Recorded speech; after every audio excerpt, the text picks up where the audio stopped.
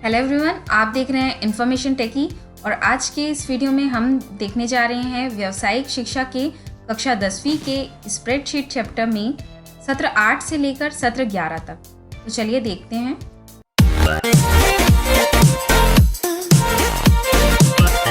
तो सबसे पहले हम देखते हैं सत्र 8वां, फॉर्मेट चार्ट्स और उनको मॉडिफाई करना। चलिए देखते हैं सत्र 8वां, फॉर्मेट चार्ट्स और मॉडिफाई करना। तो इसे करने के लिए हम सबसे पहले एक्सेल में कुछ डेटा रेडी कर लेते हैं। सपोज़ कि मैं चाहती हूँ कि एप्पल, बनाना, जितने भी फ्रूट से रिलेटेड उनके कॉस्ट जो हैं वो मैं चार्ट द्वारा दर्शाना चाहती हूँ इस एक्सेल में। तो मैं ऐसे टाइप की लिस्ट तैयार कर ली। उसके बाद मैं जाऊँगी इंसर्ट वाले टैब में। वहाँ पे एक चार्ट्स वाला ग्रुप होगा जिसके अंतर्गत में बहुत सारे चार्ट्स दिए हैं, जिसमें से मैं किसी एक चार्ट को क्लिक कर लेती हूँ, लाइक कॉलम चार्ट को, और मैं यहाँ से 2D वाले कॉलम को सेलेक्ट कर लेती हूँ। तो आप देख सकते हैं मेरा जो चार्ट है वो कुछ इस प्रकार से दिखाई दे रहा है। यहाँ पे आप देख सकते हैं एप्पल, जो कि मेरा कॉस्ट था 80 रुपीज़, तो वो इस प्रकार से शो हो रहा है। उसके बाद आप देख सकते हैं बनाना हो गया, गुआवा, एप्पल, पाइनएप्पल, ग्रेप्स, उनके जितने कॉस्ट हैं वो यहाँ पे शो हो रहे हैं। तो इस प्रकार से जो है आप चार्ट यहाँ पे बना सकते हैं। अब आप ऊपर में देख रहे होंगे चार्ट के टूल्स, जहाँ पे 3 टैब एक्स्ट्रा ऐड हुए हैं, लाइक डिज़ाइन के, लेआउट के और फॉर्मेट के।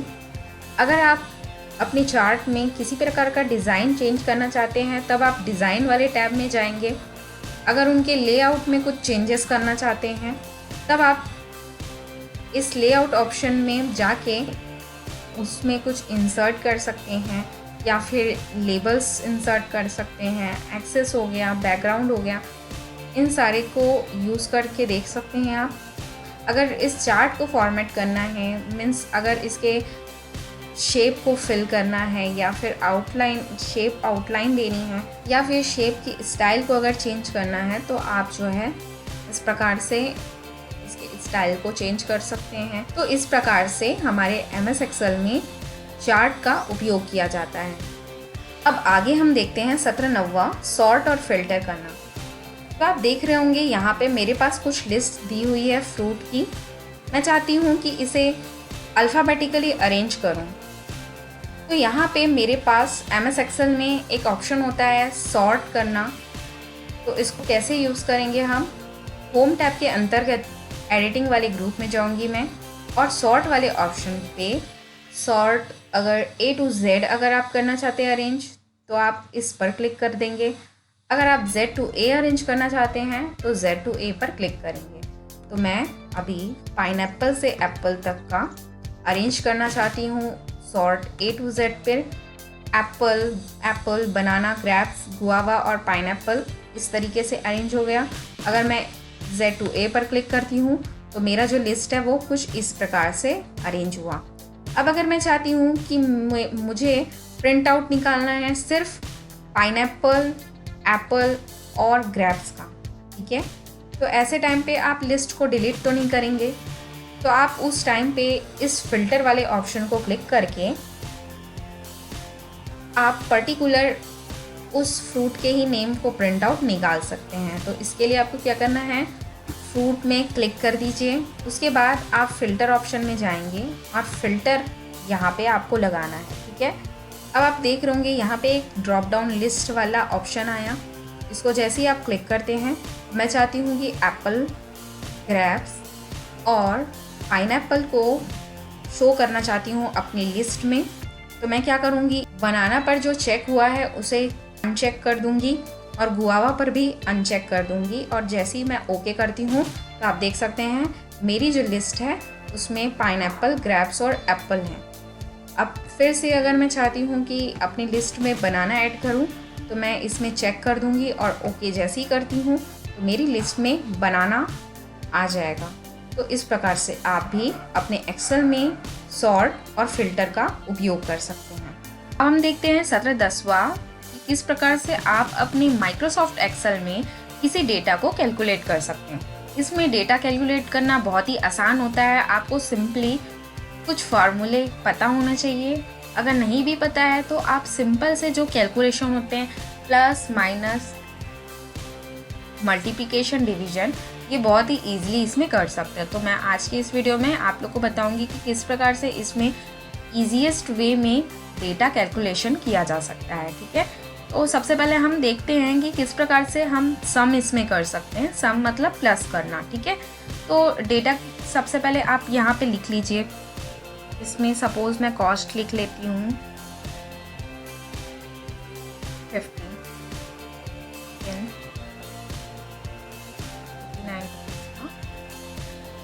पाउडर का 78 रुपीज़ का गिवन, कितने रुपए दिए। ठीक है, और आप उन पैसों को रिटर्न कर रहे हो अपने कस्टमर को। ठीक है, तो ऐसे टाइम पे अगर हमको बल्क में डेटा कैलकुलेट करना है तो आप सिर्फ इस सेल में कैलकुलेशन करिए।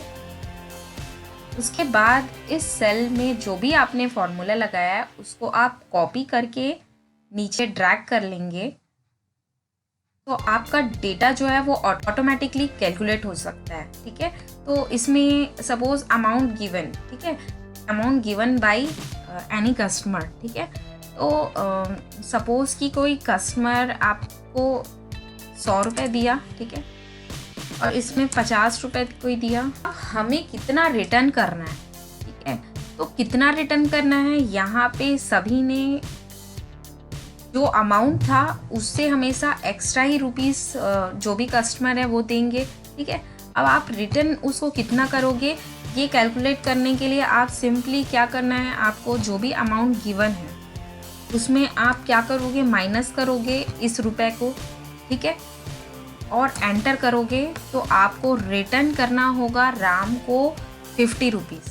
ठीक है, अब ठीक उसी प्रकार मैं इस चीज़ को मैं क्या कर लेती हूँ, नीचे ड्रैग कर लेती हूँ। ठीक है, प्रिया ने एक ब्रश 10 रुपीज़ में ख़रीदा, उसने 50 रुपये दिया था और मैंने उसे रिटर्न किया 40 रुपया। ठीक है, तो इस प्रकार से आप डेटा को कैलकुलेट कर सकते हैं। ये एक सिंपल सा कैलकुलेशन है जिसमें सिर्फ मैंने माइनस का फॉर्मूला लगाया एक जगह और मैं इस कैलकुलेशन को कॉपी करके नीचे ड्रैग करी, तो ये फार्मूला जो है हर जगह अप्लाई हो गया।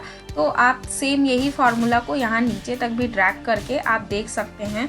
सपोज कि मैं किसी और का नाम लिख लेती हूँ और उसने कुछ प्रोडक्ट लिया, सपोज कि पेंसिल लिया। ठीक है, और उस पेंसिल का कॉस्ट था 10 रुपीज़। ठीक है, और उसने अमाउंट दिया 40 रुपीज़ सपोज, तो मैं रिटर्न करूँगी उन्हें 30 रुपीज़। ठीक है, तो इस प्रकार से माइक्रोसॉफ्ट एक्सेल में सिंपल जो डेटा कैलकुलेशन होता है वो इसी प्रकार का होता है। आप इस माइनस की जगह में कोई और कैलकुलेशन अगर करना चाहते हैं, सपोज कि मल्टीप्लिकेशन का कैलकुलेशन करना चाहते हैं, तो आप इस प्लेस में माइनस की जगह क्या लिख लेंगे, मल्टीप्लिकेशन। ठीक है, मल्टीप्लिकेशन हमारे एक्सेल में इस प्रकार का साइन होता है और डिवीजन के लिए इस प्रकार का साइन होता है और प्लस के लिए आप जानते ही हैं यही वाला साइन होता है।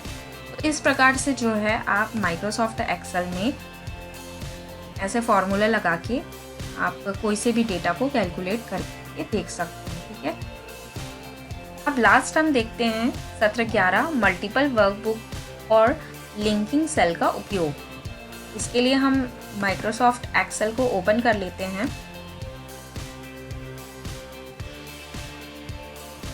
और सपोज कि मैं यहाँ पे कोई 2 नंबर लिखती हूँ 50 और 60 और मैं चाहती हूँ कि इन 2 डेटा का जो कैलकुलेशन है वो मुझे दूसरी शीट में दिखाई दे। तो ऐसे टाइम पे आप क्या कर सकते हो, मल्टीपल वर्कबुक को लिंक कर सकते हो।